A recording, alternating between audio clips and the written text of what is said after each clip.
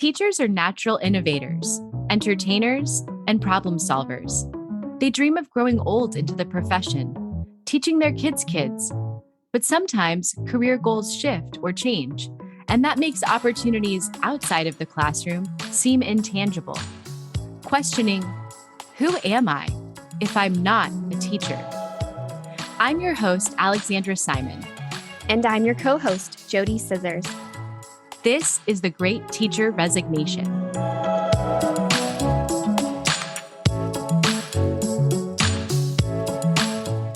Today we are joined by Rachel Hoefling.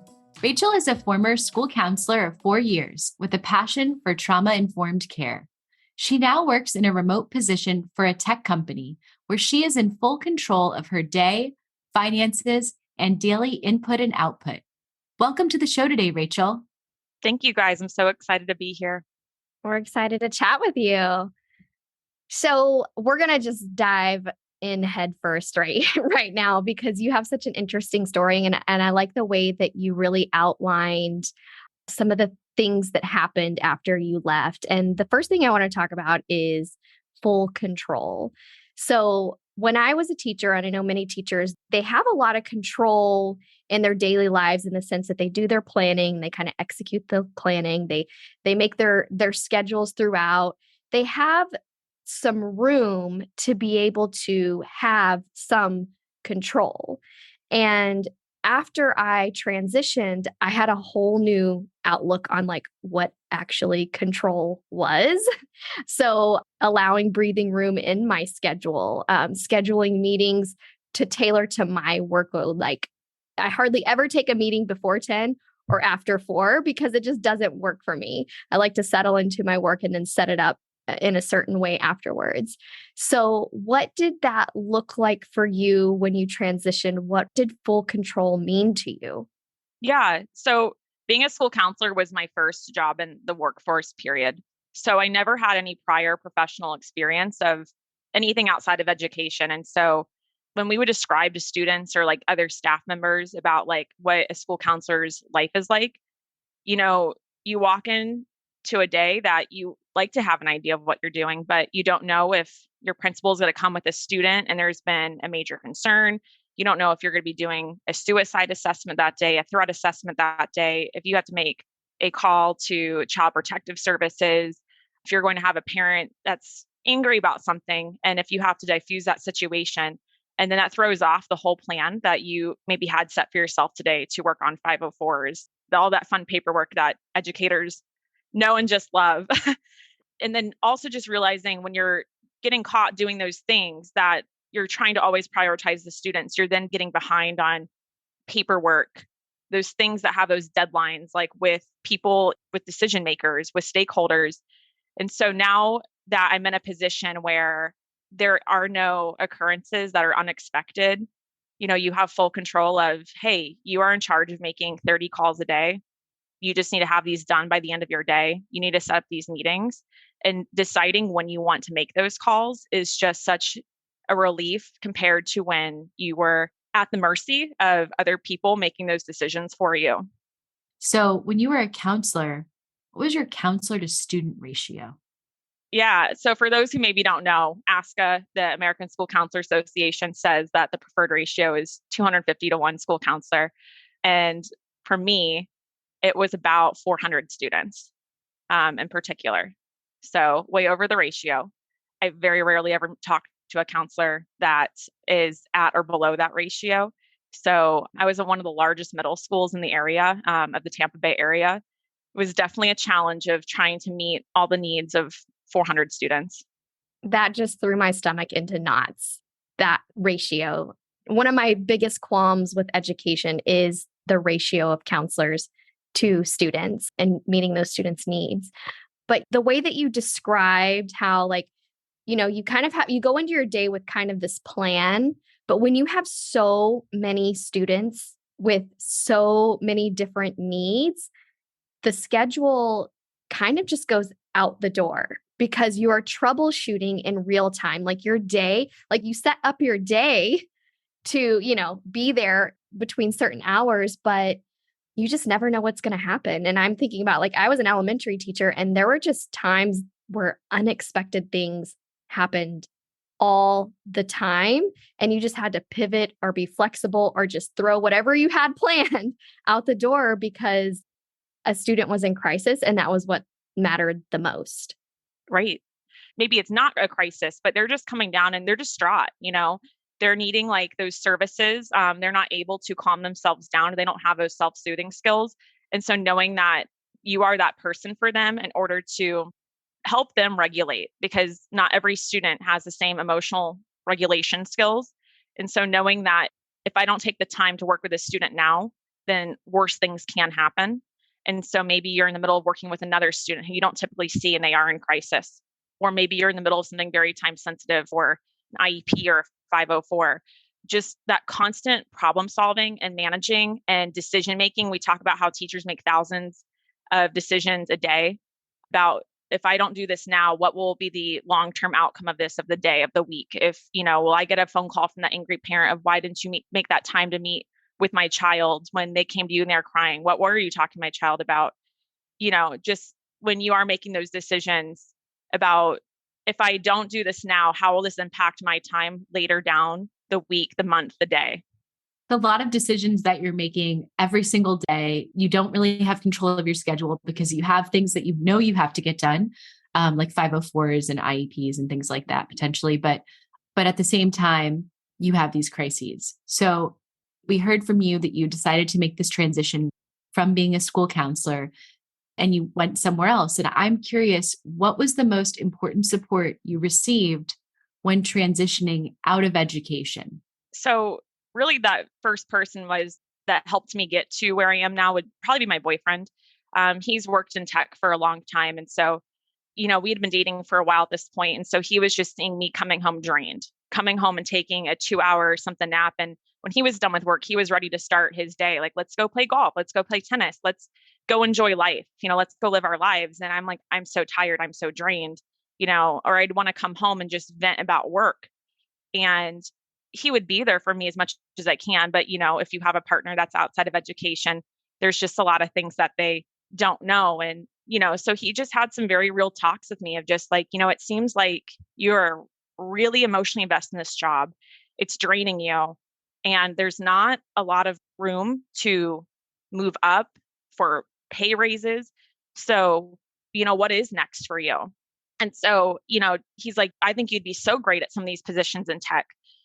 You have the skills, like you have the time management, you have the communication skills. Is that something you've ever considered? He would just on occasion send me jobs that he thought I'd be a fit for.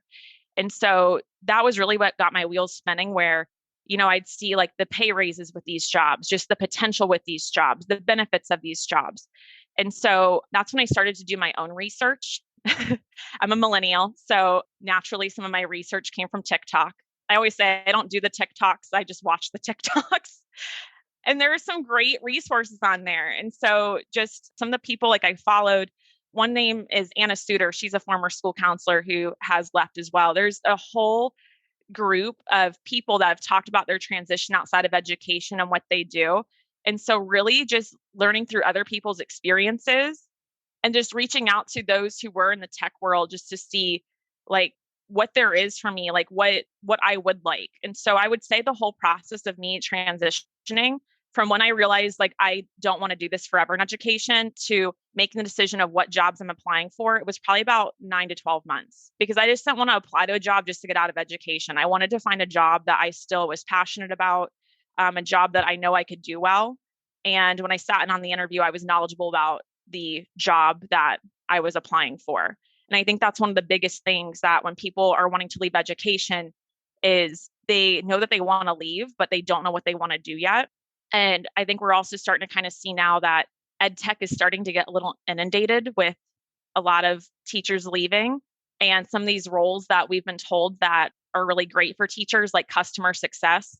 I know another resource that I was using was Jeff Patterson on LinkedIn, who I really appreciate all the work that he's done for those transitioning teachers.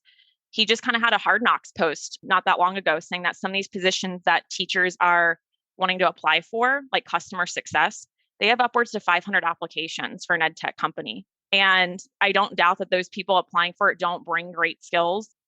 I just see a lot of these people on social media, whether it's TikTok, LinkedIn, that are just starting to feel how I felt when I realized I was going to have to start this school year without a new job. I was going to have to return to education in order to, keep getting a paycheck.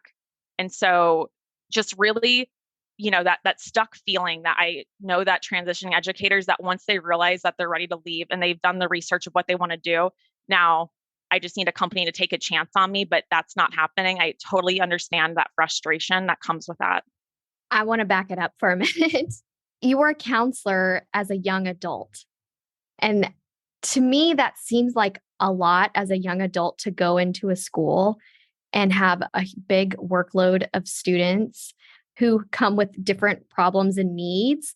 And as a young adult, sometimes we're not fully built or constructed with the strategies to be able to support such heavy loads like that. And it's also like being a counselor is very niche. You have special training for that. And I think that your transition shows how versatile the teacher brain is and how like you did study this specific thing, but you also, like your boyfriend, recognized certain skills in you, even though you weren't formally trained in those areas, and how you were able to translate that over to ed tech. And that's what we see a lot of time is that teachers don't know how to really highlight those other things that they do well. They're really centered on their training and what they were trained in, other than all these other little skills that were actually helping you along the way. So when it came to like applying for jobs, how did you tweak your resume? What platforms did you use? You mentioned a few people that you sought and TikTok that you sought support from, but like, how did you get to the point of putting that on paper and really like amplifying your skills? I leaned on a couple different people with this as far as my resume. I remember showing my boyfriend my resume when I first was trying to transition it to fit the tech resume. And he laughed at me because it was over, the one page. And I'm like, I don't know how to summarize all the things that we do as educators, like down to, the meat and potatoes, because we just all of us, teachers, counselors, administrators, student services, we all paras, we all just do so much. And then to be limited to 4 or 5 bullets is so comical. So, I'll be honest, I was reaching out to different people on LinkedIn. I know you guys talk about the importance of just networking, especially maybe on LinkedIn, and just asking people that were in these current positions that maybe I knew from different experiences in life. Like, hey, I see like you're in a role similar to like what I'm applying for. Do you have any ideas of how I can change this verbiage on here to make it, seem less teachery, and how to make it more techie? And so that was a good start. Again, don't ever be too proud to use social media like TikTok, because there are great resources that talk about certain buzzwords that are great to change, that are too education like, to more of the corporate and tech world wise. But actually, I would say what helped me get my current position was not how my resume looked. It was just solely networking. And then once I had somebody that was like, I would love to, put your application in, let me see your resume. I'll tell you how you need to word it. So it's really the key part was identifying people that could help network with me to get a position, and then them knowing how to change the resume. And that's something else that I know Jeff Patterson has talked about, is just not blindly submitting a resume, because oftentimes it does get overlooked. And, then that's when we get frustrated and we keep spending time changing our resume versus that time that could be used with networking, connecting with these people that can help us word our resume to how it needs to be done. Yeah. And I think there's a lot of teachers listening right now who are probably feeling like they don't have that network. They don't know those people to get in their resume to a specific employer, maybe that they're interested in working for. Maybe there's a certain company they'd love to be in that space. So I think using what you shared, which is really social media, LinkedIn, to try to network with people. And I think it can start small. We've had another guest on the show that talked about, just commenting on posts from people that you're following or people that you've connected with on LinkedIn. And then, eventually building up to being able to send more of a private message or something like that to them. So that can be super helpful. But I do also want to say the world is who you know. Absolutely. However, don't feel defeated if you don't know someone. I think there's also some really good advice that Rachel gave, which is check when you're applying through LinkedIn or other search engines if they say how many applications have been received. When we do Apply Thursday, the jobs that we share with you, we always make sure that there's no more than 200 applicants. And normally it's way less than that. I try to stick around 50 max when we're putting that list together, because you do want to make sure that what you submit, your application, your resume, that it gets in the right hands. That being said, the first 2 jobs I got outside of teaching, I didn't know anybody. And the first job, they actually asked me after I started. Someone said to me, "So, how'd you get this opportunity? Like, who did you know?" Because I was young. I was, I think, 24 at the time. And they're like, "Were your parents on the board here?" It was a nonprofit. And I was like, "No, I just submitted my application and my cover letter." But that was probably over 10 years ago. The game has changed. So it's really key that while you can submit applications for sure, and I think still get a job, that's absolutely possible. Networking can just help it happen quicker, can help you secure a job quicker and make sure it's the right industry and the right job for you, which Rachel did such a good job explaining that. Like, don't leave teaching, just don't rush into something else. Make sure you've really spent time researching it. You've spent time understanding the role, the responsibility, people in that field, because that's so helpful. You'd hate to step into something else and then immediately be looking for another job if you're unhappy with it. So those were wonderful tips. And just to add off of what we've talked about with networking, the person that referred me off to my company, I have never met in person. She is somebody that added me on LinkedIn. I saw that she had a position title of something I was looking for, sales development representative. And so I remember earlier that day, I was on the way home from work crying as a school counselor. I'm like, I don't know how much longer I can do this. I need out and I don't know what to do. I've done all these right things. I've applied to 100 something jobs. I've changed my resume. I've reached out to people on LinkedIn. And, the people I'd reached on LinkedIn, when I asked how they got their job in ed tech or any tech company, like, well, my friend works for them or my aunt works for them. And so, they had direct connections. And so I go on my LinkedIn for the day and I see that this person sends me a request with the title sales development representative. So I immediately reach out to them. I'm like, "Hey, I see that you do what I would like to do. Do you have any tips for me of how to get in?" And she's like, "Yeah, you seem like you have a lot of great experience as a school counselor. Like, I'd be more than happy to sit down, help you like set up your resume. And if you would like to apply for our company, I'd be more than happy to put your resume through." And so that's how I was able to get an interview with my current position and then obviously accept once I was offered. So, it wasn't somebody that I knew. And I always say that this person is just, we chat now that we're now officially coworkers. And I'm like, "You're this godsend angel." When I was, when I was at my wit's end of just like, I don't know how much more I can take. And I can't leave my job financially as a school counselor. And just that bottom of the barrel feeling. And then knowing that just a random fluke, I still don't even know why this person added me, but they did. And how life-changing that really was for me. I would really love to sit down with that person and ask, why did you take a chance on this person that was a counselor? And why did you carve out time that you had never even allotted to help you? That is really awesome. We love to see just general non-educators connecting with teachers and really like championing for them, because she obviously had like a little soft spot for your situation. But those are some of the interviews we want to have, or stories we want to hear too, is because there are people that take a chance on you, even if they're strangers. Absolutely.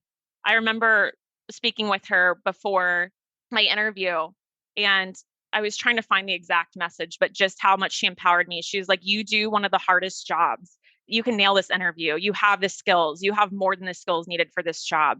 And so the way she just filled me up and just prepared me for applying for this job that you would have never thought that a teacher could have been applicable for, a school counselor could have been applicable for, and believing in me, which is what in turn helped me believe in myself to do well in that interview. And then also the whole interview panel with my company, they didn't ask anything that, I thought was unfair to ask.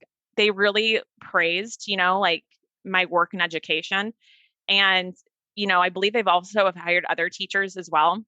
And just, relating the questions of what you would do in the job as an SDR to your prior experience. Like I felt like it was so fair and so well connected, as far as just asking about my experience and caring about my experience, and then them being able to make that articulation to how the communication skills that all educators have, not just a school counselor, and how that can be applied to an SDR position and the daily communication that you're doing with customers and prospects. I want to know, what are the top 3 things that you do in your new role that other educators would be great at too? Social awareness. Just knowing that when you're calling a customer, an account, a prospect, just being able to identify, are they in the mood to be on this phone call right now? Are they in the mood to communicate with me? Is now bad timing? Or are they just somebody that, just being aware of how they're feeling, and then realizing if it's a good idea to continue on with what you need to do and connect them to the resources that they need, or if you need to revisit with them at a different time. And then the other 2 things, just communication skills. I think in any job, whether it's tech sales or consulting or account management, being able to just know how to use proper language. And when I say proper language, having those conflict resolution skills of knowing to diffuse a situation or how your language can prevent a situation from escalating. And then for my third, I would just say, having resiliency. There's always going to be that 1 or 2 customer prospect that may not give you the response that you wanted. And as educators, we have all definitely had responses from parents or students, or, maybe unfortunately another colleague that it didn't go as much as we would have liked it to have gone. But knowing that there's always another chance to keep moving forward. So I would say that resiliency of just being tough when those hard things happen and work. Teachers are resilient. That is for sure. All of those things are really, really excellent. Thank you for sharing. And I have to say, it sounds like everybody needs a little bit of counseling training. Would we all be better people if we were trained counselors a little bit in some way? Teacher training helps us understand the world better, empathize with situations, understand people better. But that extra level of counselor training, I just feel like that is so needed. My parents asked me when I made the switch, and my parents were supportive when I became a school counselor, and they were supportive when I decided to make the transition to leave to go into tech. And, my mom asked me, she was like, do you regret going through a school counseling program? And I was like, absolutely not. My school counseling program just had the best professors, just the best curriculum that just taught me not only how to just have better communication skills, but to be a better partner, to be a better daughter, to be a better friend, to be a better sibling. So, I definitely take my experiences from my counseling program, and I feel like they're applicable to not even just professionally, but just personally as well. Absolutely. And I feel similarly about having been a teacher. I thought about that question the other day. We've never asked anybody on the show that question, but no, because the experience that we had in a school made us the people that we are today. And it's an amazing first career. All the things that you learned for those 4+ years when you were a school counselor, you're using those right now in your job in tech. And I'm so glad that our listeners got to hear about your story and to learn some tips from you. Listeners, if you want to connect with Rachel, you can find her on Instagram at Rach Hoefling and on LinkedIn under Rachel Hoefling. Find the spelling in the show notes.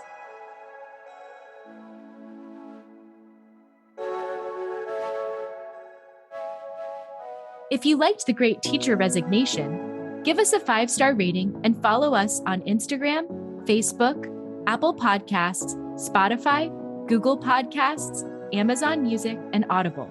Today's episode was written and recorded by me, Alexandra Simon, and my co-host, JoDee Scissors. Executive produced by Teacher Brain. Produced and edited by Emily Porter. Original music, Emoji by Tubebacker. Special thanks to our sponsor, Paper Planes Ed.